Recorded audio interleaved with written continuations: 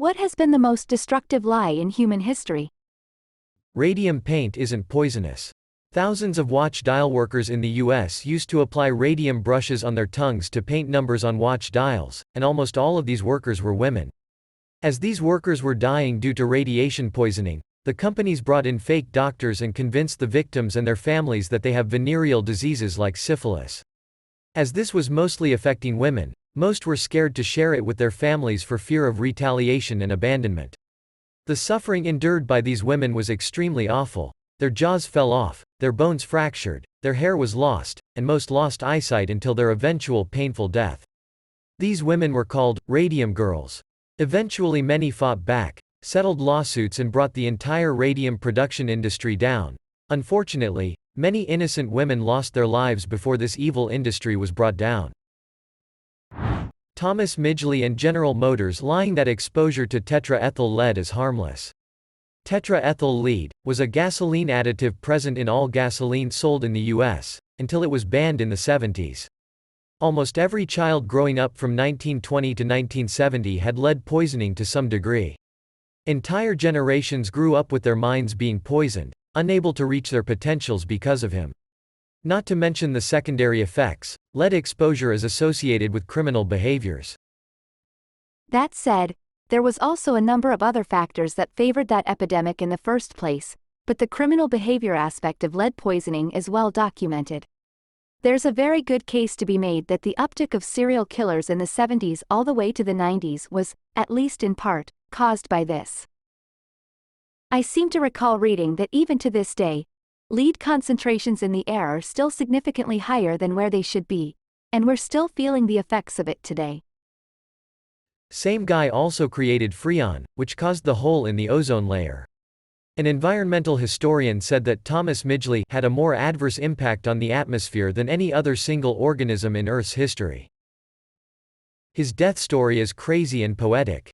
In 1940, at the age of 51, Midgley contracted polio, which left him severely disabled. He devised an elaborate system of ropes and pulleys to lift himself out of bed. In 1944, he became entangled in the device and died of strangulation. Sugar isn't the problem, it's fats. Let's make everything fat-free, and just triple the sugar content. Yeah, this one gets me pretty upset. Just a straight-up lie. And it's alive and well today. People that were totally lied to by the sugar industry back in the day grew up unhealthy and now they're passing the lie on to their kids. Well, you can't blame them. They lost all their critical thinking skills from the lead poisoning. This drives me insane. Literally, fat is good for your brain, skin, hair, memory, libido, muscles, and can even help to burn fat. Sure, you can eat too much fat and gain weight. But this war on fat only conveniences the companies who want you to get hooked on their products by increasing the sugar and sodium content. This has also made American food disgusting. It's become standard practice to remove the fat and flavor from everything and replace it with sugar, salt, and random extracts and chemicals that approximate the taste of the food you've ruined. And then you put some of the fat back in, but in the form of vegetable oil because for some reason that's better. American food is so weird. My God. I'm sure that most of the general public have no idea how much sugar they are consuming daily. It's in everything. You know it's out of control when a single 20 ounces bottle of Mountain Dew contains roughly 150% of your daily recommended intake of sugar. That's insanity. The 1964 Surgeon General's report concluded that smoking cigarettes causes death and disease. However, in a 1971 television interview, the president of Philip Morris denied the health risks that pregnant women and their babies face, saying that, "It's true that babies born from women who smoke are smaller, but they are just as healthy as the babies born to women who do not smoke. Some women would prefer to have smaller babies." I knew a girl in high school who smoked while pregnant on purpose because she didn't want a fat baby. This was in the early 2000s. Cigarette smoking is no more addictive than coffee, tea, or Twinkies. James W. Johnston. A specific historical example. In 1843, a man called Hong Xiuquan claimed to be the younger brother of Jesus. This led to him starting the Taiping Rebellion, which caused the deaths of between 20 million and 70 million people. Then again, he probably believed it, so it might not count as a lie. OxyContin isn't addictive. I was in a car accident, was given a prescription for OxyContin. Doc told me, get off it as soon as you can manage your pain with over-the-counter drugs. I was on it for 10 days. 10 days. I experienced withdrawal symptoms when I quit. Plastic is easily recyclable, so long as the public does their duty to sort it and bring it to its designated waste area. Learning the chasing arrows, recycle symbols on plastic doesn't actually mean it's recyclable, but denote the plastic used in the production of it, was a real eye-opener. Then I looked into what type of plastic is actually recyclable. Then I looked into what is done with said plastic when you recycle it as a consumer.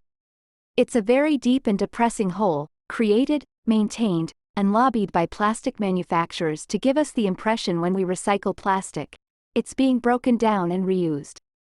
Jesus, even the term carbon footprint was created to guilt consumers into doing their part, while plastic manufacturers milk our sense of duty to recycle plastic. It's an extremely complex and successful PR campaign that shifted the blame to the consumers. I'm still learning about this, but I 100% agree. This will be one of the most destructive lies for millennia to come. There is so much truth in your statement. But it's even worse than that. Sure, plastic can be recycled, but a lot of items can't use recycled plastic because the part requires certain properties. Then the parts that do use recycled plastics only use the sprue and flash produced during molding. So your Mountain Dew bottle ain't going to nowhere but the landfill. Not for me. I live in Michigan. My Mountain Dew bottle is going straight to the bottle return section of Walmart for that 10-cent refund. Then it goes to the landfill. Nestle, the baby killer scandal. They deliberately lied to mothers in developing countries to sell their baby formula, telling them that their own milk was nutritionally insufficient and their babies would be unhealthy if they continued to breastfeed them. The result of this marketing campaign was approximately 66,000 infant mortalities. In addition to that, I remember reading that Nestle actually gave away free formula to the new mothers, long enough that they wouldn't be able to switch to breastfeeding. They went way beyond that. They dressed people up as doctors and had them stand at the hospital and hand out just enough free formula to disrupt the new mother's milk supply. They offered architecture services to hospitals and then designed them to have the mother's ward far from the babies, also to disrupt milk supply. The baby eats constantly at first, and this is what triggers the body to start producing milk. Even a day or two of disruption, for some women, that window of opportunity is gone. That you can wake up in the morning and just rest your eyes. That's why I have 5 alarms. I learned in psychology class that you're less likely to wake up on time if you set more than one alarm, because it ruins the urgency of it. I switched to 1 alarm and haven't looked back. I'll do it tomorrow. Never put off until tomorrow, that which can be put off indefinitely. If we give tax breaks to the wealthy, the wealth will trickle down. If we dump all of our drinking water in the rich guy's private lake behind the dam he built, he says we will never be thirsty. The idea we need to keep purchasing new clothes to stay in the trend. It's genius, really. A large number of humans are so insecure about how they look. They just need someone to say, wear this and you will look great and fit in. Then insecure people buy it because it's an automatic way of being considered normal and part of society. Never mind the fact that Crocs only look good on less than 1% of people. If they are on trend, then just buy them and others will respect you. I'm fine. The idea that we are separate and disconnected from each other and our environment. One of the most insidious aspects of this, and the one I think people get defensive about the most, is that this separation is because we are masters of our environment. Which feeds into the notion that we can just technology our way through every problem, because after all, if we are separate from our environment, we aren't part of nature. In reality, we are so fundamentally interconnected to our environment and every part of it. We delude ourselves that we aren't, we separate ourselves from it. And I truly feel this damage goes far beyond just physical. I think it harms our social and mental health in very deep ways. If you don't have to care about your environment, take any responsibility or care for the basic parts of our world that we are interconnected to and rely upon? How can we connect with and care for others in deep and meaningful ways?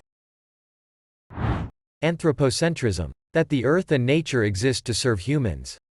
I'm constantly astounded by how many people are walking around thinking the world should exist to service their needs. Nah, nature and most other humans don't care about you. We're a tiny blip in the history of the universe, and as an individual you're an even tinier one. One out of roughly 8 billion just as of today, let alone the rest of human history and its future. They are not us. It was so much easier to blame it on them. It was bleakly depressing to think that they were us. If it was them, then nothing was anyone's fault.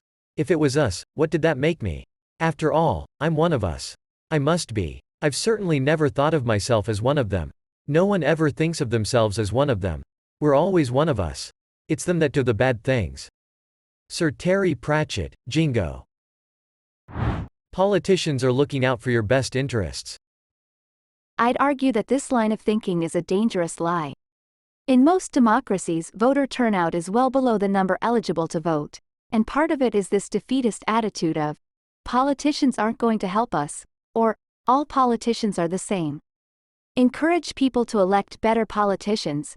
The bad ones are elected as much by apathy as they are by their supporters. I have read and agree to the terms of use. This applies to 100% of the population. Not one person reads those forms. There's nobody. I've read them a couple of times. Huge waste of time for minimum return. One of the worst in my opinion, is that babies need to cry it out in order to develop good sleep habits. The disconnection babies feel when they do that can lead to sociopathic behaviors. They cry for so long that they end up fainting. Their brains are rushed with cortisol over and over until they just learn that no one is coming to help them. Children can have broken sleep up to their toddler years, and early childhood. Young babies need to be fed around the clock, and need to be changed.